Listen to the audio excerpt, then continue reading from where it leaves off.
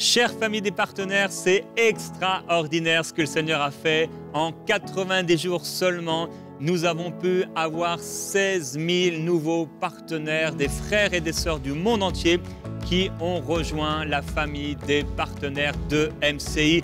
C'est plus de 80% de l'objectif de la campagne qui est là et nous rendons toute la gloire à Dieu pour ce grand miracle. Alors, un énorme merci de la part du comité de direction de MCI et de toute l'équipe.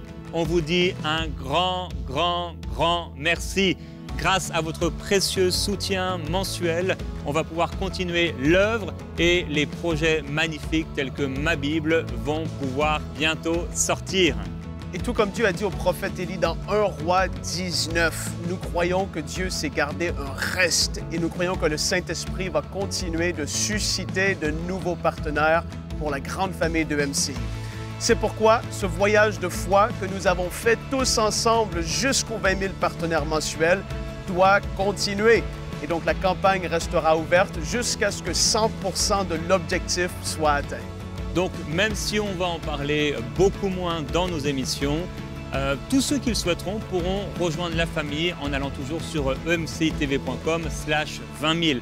Donc je vous encourage, nous vous encourageons à pouvoir prier que Dieu suscite de nouveaux partenaires afin d'atteindre l'objectif et également encourager des frères et des sœurs autour de vous que vous connaissez et qui pourraient avoir à cœur de rejoindre la vision, à rejoindre la famille des partenaires de MCI. Aussi, notez bien cette date dans vos agendas, très important, le vendredi 19 juillet à 20h30, heure de Paris. Nous allons avoir un live spécial avec tous les partenaires de MCI. Ça va être un super temps ensemble avec toute l'équipe de MCI où nous allons pouvoir vous partager des nouvelles, des updates, des différents projets, prier avec vous aussi. Donc, ça va être un temps extraordinaire, nous le croyons. Vous allez recevoir un courriel quelques jours avant l'événement si vous êtes partenaire de MCI. On se retrouve donc le vendredi 19 juillet à 20h30, heure de Paris pour vous, la famille des partenaires. Et encore, de la part de toute l'équipe, un énorme merci pour votre soutien mensuel. Que le Seigneur vous bénisse.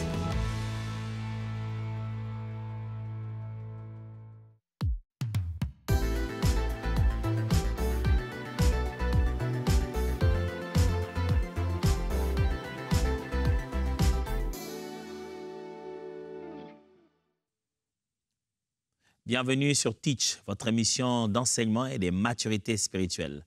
La parole de Dieu est remplie de mystères, mais il nous a donné son esprit pour que nous puissions comprendre et ses serviteurs pour rendre ces choses plus claires pour nous. Cette émission a été conçue pour vous permettre de comprendre et d'appliquer intentionnellement la parole de Dieu dans votre vie quotidienne de disciple. Depuis le début de cette semaine, nous avons commencé à apprendre comment comprendre les paraboles, en particulier les paraboles de Jésus-Christ. Je vous ai dit que c'était une grosse introduction générale à la manière de comprendre les paraboles, mais des bases solides pour démarrer quelque part, en attendant que le Seigneur nous accorde encore d'autres jours pour que nous ayons de plus en plus en profondeur sur ce sujet. Aujourd'hui, pour finir, nous allons donc parler de comment pratiquer cela, l'application finalement. Si on a observé, on a interprété, on fait quoi? Comment rendre ces paraboles vivables dans notre quotidien? Qu'est-ce qu'on peut en faire? Alors, let's teach. Grandissons ensemble. Commençons, je voudrais déjà parler de quelques vérités, des bases qui vont me permettre de résumer tout ce qu'on s'est dit, mais de préparer aussi notre cœur ou notre pensée à l'enseignement que j'aimerais donner aujourd'hui. La première de vérité, c'est que toutes les paraboles de Jésus ne visent pas forcément un individu. Quand Jésus-Christ explique ces paraboles, toutes ces paraboles ne sont pas individualisables. C'est-à-dire que certaines de ces paraboles sont des paraboles pour tout un peuple. Il ne s'adresse pas à une personne en particulier, il s'adresse à une catégorie de personnes. Il s'adresse à des peuples, il s'adresse à tout le monde. C'est-à-dire toutes les paraboles ne visent pas la pratique d'un individu. Ça ne vise pas la personne toujours en particulier. Ça vise une saison, ça vise une période, ça vise une saison. Alors, toutes les paraboles ne sont pas nécessairement individuelles ou individualisables. Deuxième vérité, certaines paraboles de Jésus contiennent des prophéties de son retour. À ce niveau, vous devez savoir que certaines des paraboles de Jésus-Christ, quoi qu'il les présenté comme des paraboles, il les a présentées aussi en réalité à l'intérieur contenant des prophéties, annonçant son retour, annonçant le temps à venir. Vous vous souvenez de la parabole des convives, justement, ceux qu'on avait invités ne sont pas venus, puis on a envoyé les serviteurs. Dans une autre version, on envoie même le fils, on finit par tuer le fils. Ça, c'était pour les ouvriers, mais dans les convives, on envoie des serviteurs et les serviteurs, il y en a, on tue des serviteurs. Et ce qui se passe, c'est qu'on envoie finalement l'armée qui vient détruire ces meurtriers et puis les serviteurs qui vont dans la rue, dans les carrefours et qui prennent tout le monde et qui ramènent. Et puis le roi entre et se rend compte que l'une des personnes qui a été invitée n'a pas porté les habits de fête et le met dehors, là où il y a des pleurs et des grincements de dents. Dans cette même parabole, Jésus-Christ a couvert le passé, le présent et l'avenir au moment où il a été entendu parler. Il a parlé de la période où le Seigneur a envoyé les premiers serviteurs pour amener les hommes à la repentance. Et il a couvert le fait qu'il a envoyé des prophètes et Israël a tué des prophètes. Entre autres, l'idée aussi que Christ, voilà, ça se montre mieux plus dans les serviteurs de l'autre côté, dans la parabole plutôt des vignerons et tout ça, là, des serviteurs qui devaient servir la vigne. Mais ici, on voit qu'on a quand même tué des prophètes, on a tué des serviteurs envoyés. Et puis après, vient un moment de grâce où Dieu dépasse seulement le peuple d'Israël, il va chercher tout le monde dans le carrefour. C'était une parole qui vous a été donnée à vous comme des convives. Vous ne l'avez pas reçue. Dieu va dans les carrefours, un peu comme Jean le dit.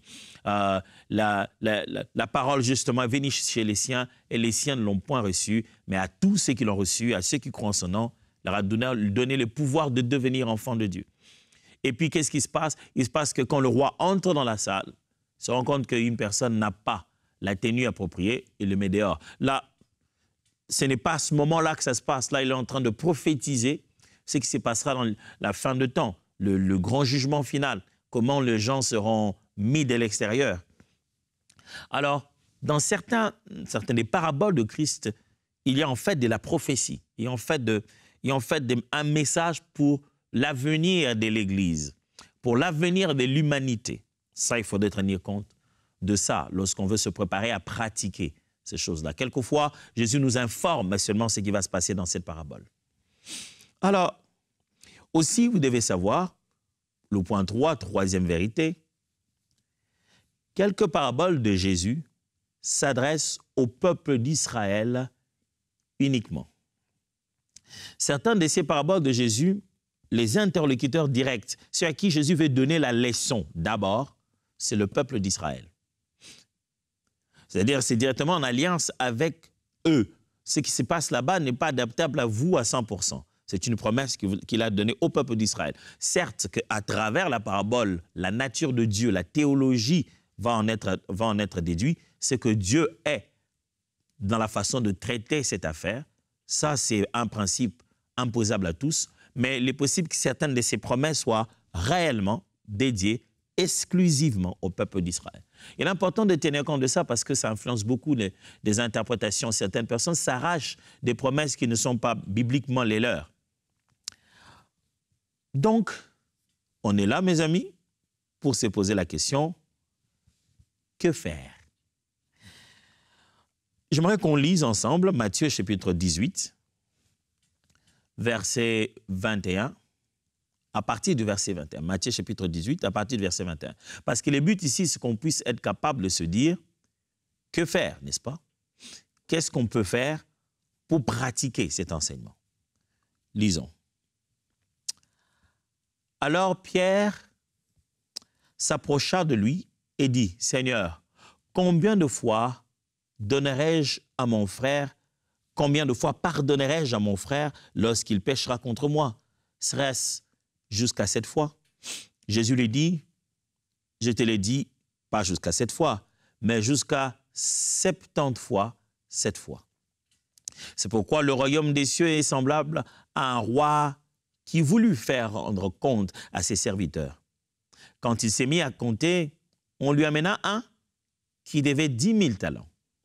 Comme il n'avait pas de quoi payer, son maître ordonna qu'il fût vendu, lui, sa femme, ses enfants et tout ce qu'il avait, et que la dette fût acquittée. Le serviteur, jetant à terre, se prosterna devant lui et dit, « Seigneur, aie patience envers moi, et je te payerai tout. » Ému de compassion, le maître de ses serviteurs le laissa aller et lui remit la dette. Après qu'il fut sorti, ses serviteurs rencontra un de ses compagnons qu'il devait sans dénier. Il le saisit et l'étranglait en disant « Paye ce que tu me dois ». Son compagnon, se jetant à terre, le supplia, disant « Aie pitié envers moi, aie patience envers moi, je te payerai. » Mais l'autre ne voulut pas. Il alla les jeter en prison jusqu'à ce qu'il eût payé ce qu'il devait. Ses compagnons, ayant vu ce qui était arrivé, furent profondément attristés et ils allèrent raconter à leur maître tout ce qui s'était passé. Alors le maître fit appeler ce serviteur et lui dit « Méchant serviteur, je t'avais remis en entier ta dette parce que tu m'en avais supplié. Ne devais-tu pas aussi avoir pitié de ton compagnon comme j'ai eu pitié de toi ?»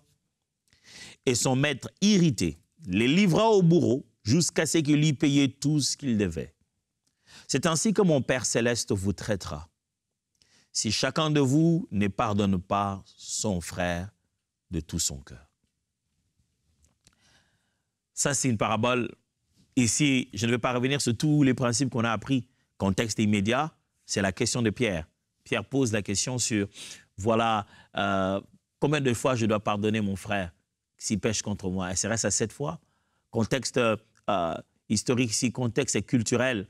On est dans la culture de remettre la dette quand les gens payent. Ce n'est plus le crédit bancaire d'aujourd'hui. Quand les gens payent, s'ils n'arrivent pas à payer leur dette, ils vont le payer de leur vie. On ne les jette pas juste comme ça. C'est-à-dire que pour le créancier a la possibilité de te vendre toi et avoir le prix de ce que tu es pour couvrir sa dette. Et ici, Jésus-Christ raconte toute une histoire, donc une parabole, juste pour préciser cette leçon qu'il veut donner à Pierre. Pierre, il ne s'agit pas de se poser la question, quel est le quota? Est-ce que j'ai épuisé le nombre des pardons que je pouvais lui accorder? Il s'agit plutôt de se dire que moi aussi, je suis pardonné. Dieu me pardonne, le Maître, à qui je dois une plus grande dette, il m'a pardonné.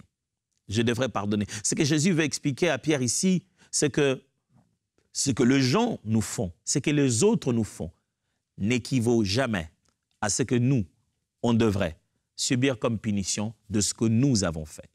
Ça veut dire quand Dieu nous regarde, nous, le mal que nous avons fait est beaucoup plus grand que le mal que les autres nous font.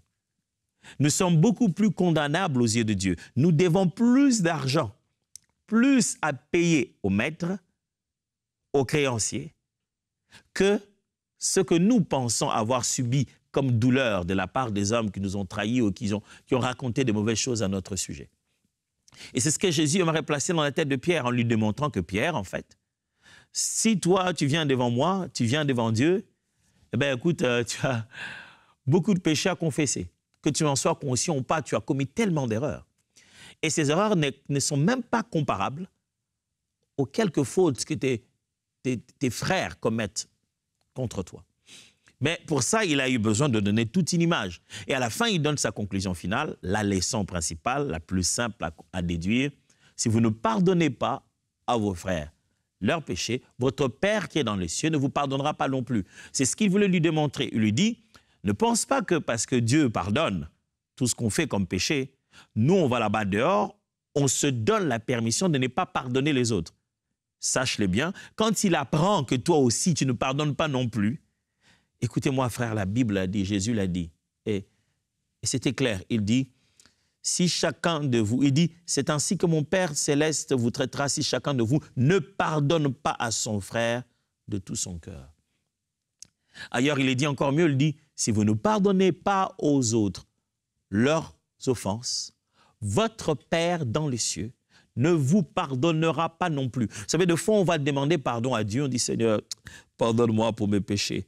Mais Dieu dit, il n'y a pas que la condition de mon amour, il n'y a pas que la condition de Christ mort à la croix pour le péché. Il y a aussi la condition de, as-tu pardonné aux autres aussi leurs péchés?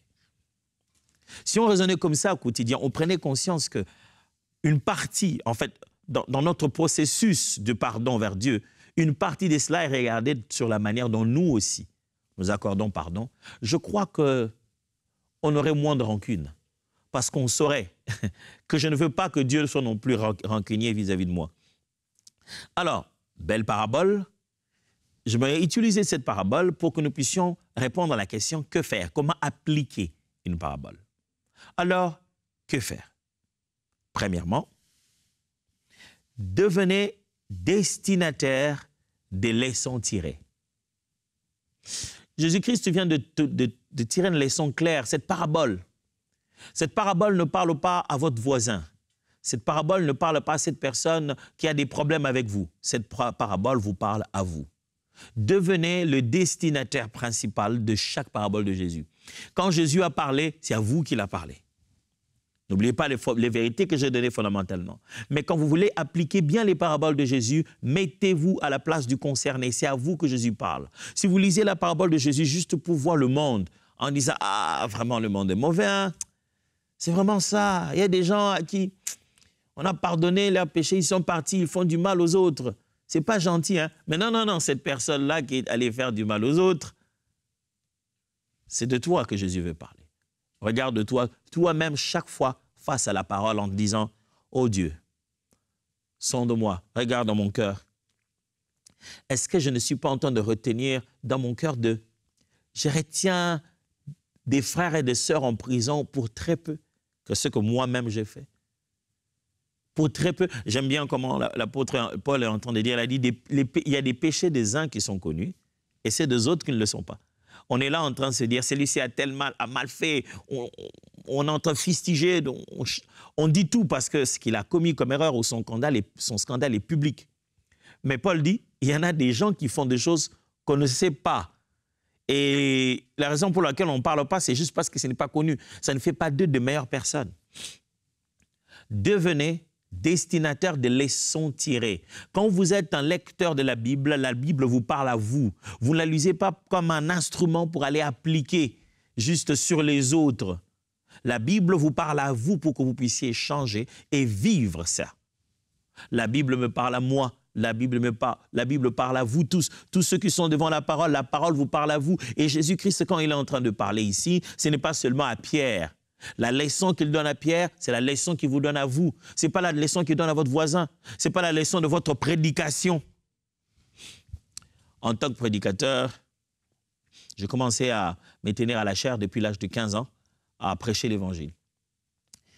Il n'y a pas une plus grande frustration pour un enseignant, dont il m'arrive d'être quelquefois. Il n'y a pas une plus grande frustration, ça je vous partage totalement mon cœur. Il n'y a pas une plus grande frustration pour un enseignant que de ressentir toujours les gaps qui existent entre ce qu'il sait et ce qu'il vit. En tant qu'enseignant, Dieu n'attend pas que je vive tout ce que je sais. J'apprends par la parole de Dieu bien de choses, par les études, par révélation, par instruction, par doctrine. J'apprends bien de choses pour lesquelles je n'ai pas encore nécessairement atteint la maturité dans la pratique. Et chaque fois, la frustration de savoir que je sais ce qu'il faut faire, mais je n'ai pas encore mûri dans le caractère pour le faire au maximum. Et tout le jour, de regarder la parole qu'on s'apprête à enseigner aux autres et de se poser la question. Et toi-même, Atoms? C'est un miroir que je regarde chaque matin, chaque jour. Chaque fois que je dois partager avec vous la parole, je dois aller la regarder et dire « Et toi-même, Atoms ?» Vous imaginez? Et que je dois en partager comme ça au moins 5 fois chaque semaine, sans compter les dimanches. Prédicateur de l'Évangile, on est tout le temps exposé aux vérités pour lesquelles on se pose la question. Et toi-même, Atoms, est-ce que tu le fais? Il y a bien le danger de commencer à cesser de devenir les destinataires de nos méditations en se disant « Non, ça c'est une prédication, c'est juste le Seigneur m'a révélé, c'est pour son peuple. » Je veux juste prêcher, sans se poser la question « Est-ce que c'est passé par moi? Est-ce que moi-même, soit par aspiration, soit par expérience, soit par doctrine. L'une de 3 possibilités d'enseignement. J'enseigne soit par aspiration parce que c'est une chose que j'ai compris, je n'ai pas encore vécu, mais je pousse tout le monde à vivre ensemble avec moi. Mais j'enseigne aussi par doctrine. C'est une vérité, elle est fondamentale, elle est le corps de l'enseignement. Mais aussi j'enseigne par révélation, c'est une chose que j'ai appris par le Saint-Esprit, j'ai compris, c'est un message prophétique à partager au peuple, ça passe par moi pour toucher les autres. Mais je ne peux pas mettre de côté mon devoir et ma responsabilité quand je regarde la Bible de dire, c'est à moi que le Seigneur a parlé. Et quand je fais mes 100 pas dans la maison après avoir lu les textes, ce n'est pas Dieu comment je vais dire ça, mais Dieu comment je vais vivre ça, parce que c'est à moi qu'il a parlé. Faites-vous destinataire de cette parole. Deuxièmement, vous voulez appliquer la parabole, trouvez les équivalences dans le contexte contemporain. Vous voulez qu'une parabole reste dans votre vie pour que vous puissiez la pratiquer. Ne restez pas là en train de l'imaginer toujours à son époque. Ne restez pas seulement à l'époque, en ces temps-là, à cet endroit-là. Souvenez-vous, j'ai tout enseigné de ça. Passez aussi à aujourd'hui et maintenant. Aujourd'hui et maintenant, dans notre époque. Je vous donne un exemple. Nous venons de lire ensemble ici une affaire Jésus donne la parabole de voilà la dette, les créanciers ainsi que les débiteurs. Ça serait quoi? Ça ressemblait à quoi? Le maître ressemblerait à quoi aujourd'hui? Ce serait un Crédit Lyonnais, je ne sais pas, une sorte de banque Lambert, je ne sais pas. Ce serait la banque normale. Aujourd'hui, comment on paye les dettes? Si vous avez une dette de la banque, vous n'avez pas pu payer. Qu'est-ce que la banque fait? Moi, j'ai vu des gens, la banque récupère d'abord tout, hein, et puis la banque t'envoie, il y a une procédure, hein, tu peux aller en prison pour ça. Tu vas aller en prison pour ça.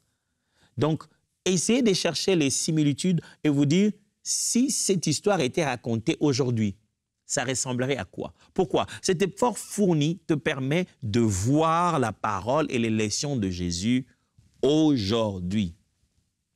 D'abord, au niveau de l'image, même pas encore de l'explication de la parabole, de sa signification spirituelle, mais juste au niveau du récit lui-même.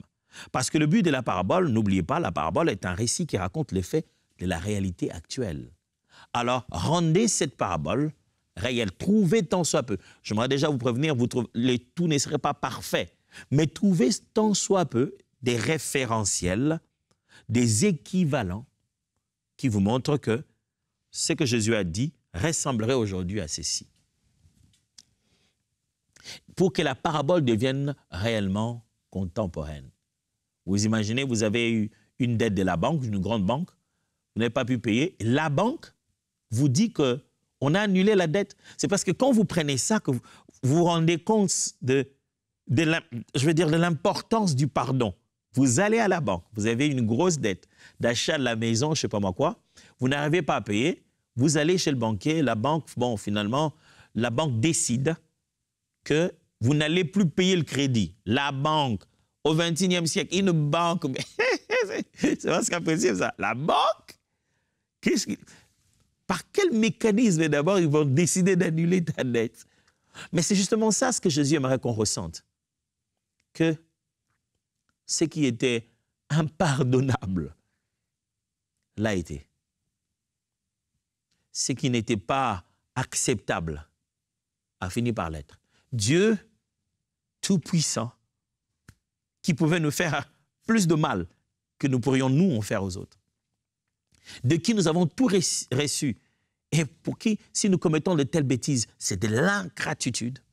Lui, Dieu, comme une banque qui ne vit que des crédits et des transactions, n'oserait jamais, aucun jour, se décider à l'occasion de rien, juste parce qu'ils ont pitié, de remettre ta dette, de dire que tu ne vas plus payer. Oh, je voudrais bien voir ça.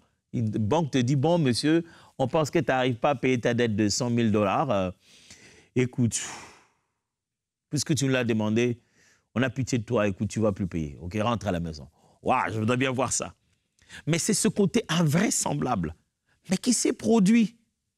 Il a réellement été pardonné. Et c'est ce qui s'est passé. Dieu, lui, a fait le nécessaire pour nous pardonner.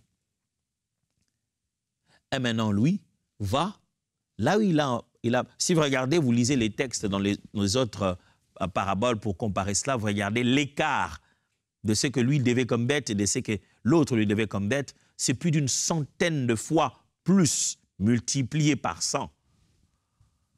L'autre ne lui devait rien du tout. C'était presque rien. Lui, il n'est même pas une institution équipée de quoi que ce soit.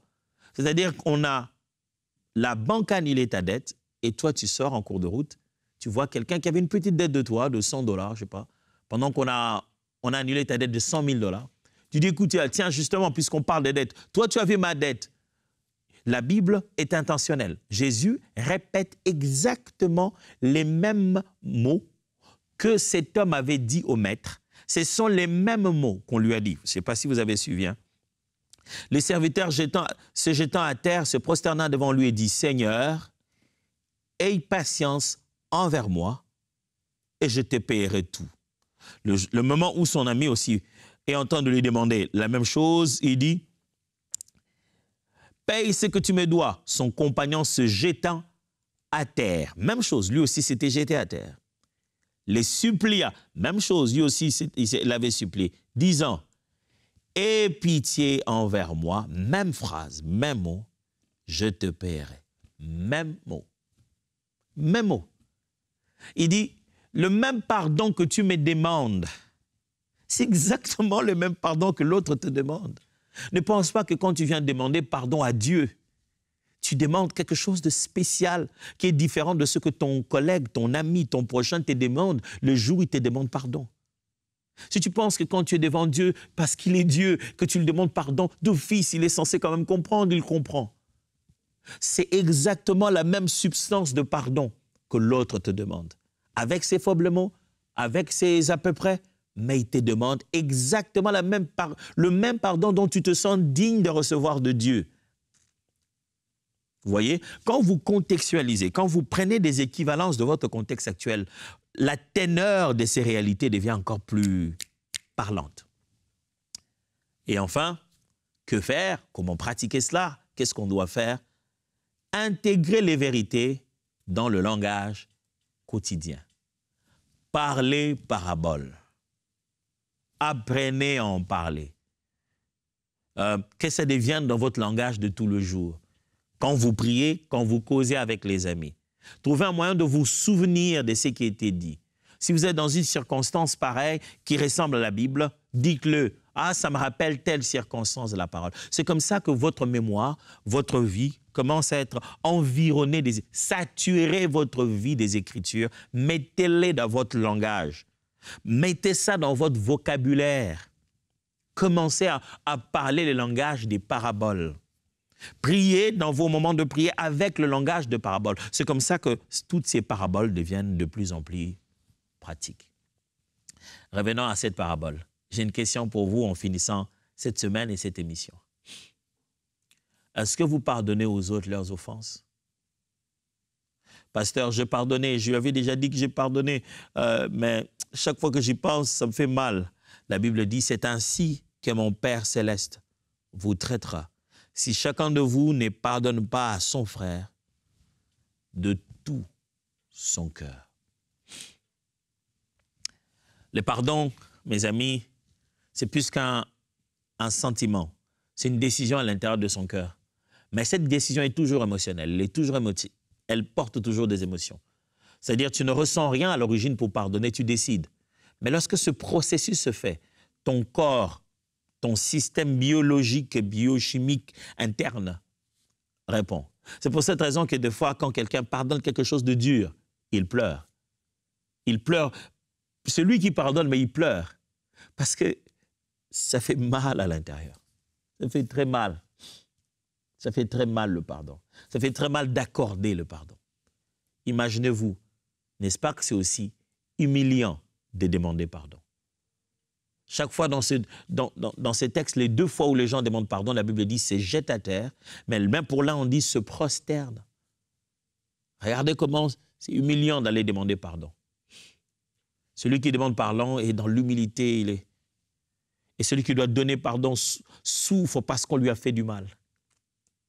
Mais Jésus dit, le pardon, c'est comme une dette. Et suivez-moi très bien, je vais donner une conclusion importante à cette affaire. Il dit, le pardon, c'est comme une dette. Celui qui emprisonne les autres par manque de pardon se fait emprisonner par Dieu par manque de pardon.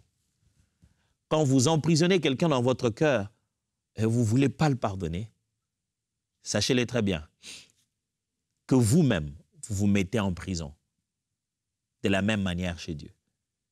Si vous allez voir votre frère qui ne vous a pas remis votre dette et vous allez l'emprisonner, le maître va en entendre parler. Il va appeler. La Bible dit, il a récupéré, il dit, viens. Il a jeté dans chez le bourreau, il a dit, jusqu'à ce que tu me payes aussi.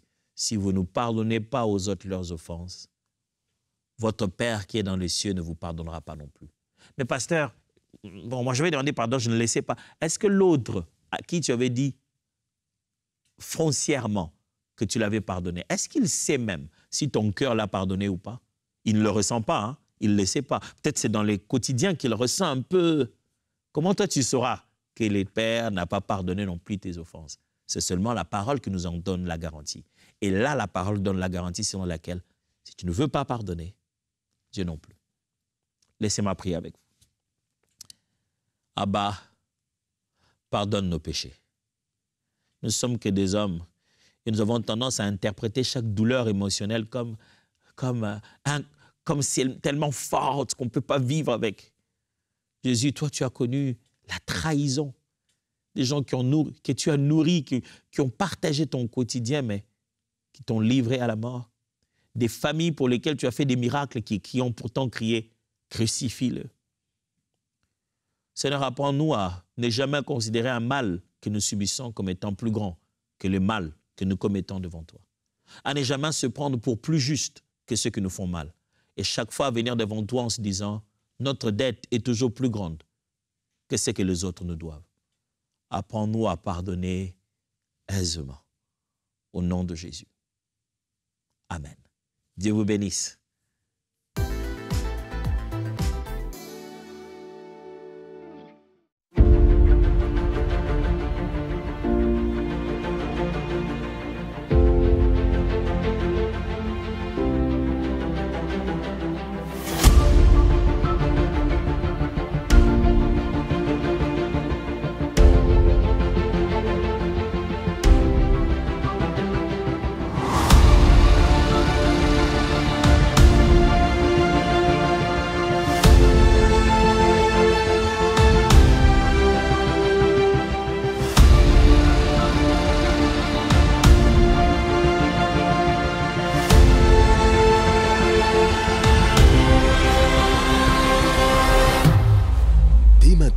Faites partie des 20 000 partenaires mensuels qui porteront la vision d'EMCI et qui l'amèneront encore plus loin.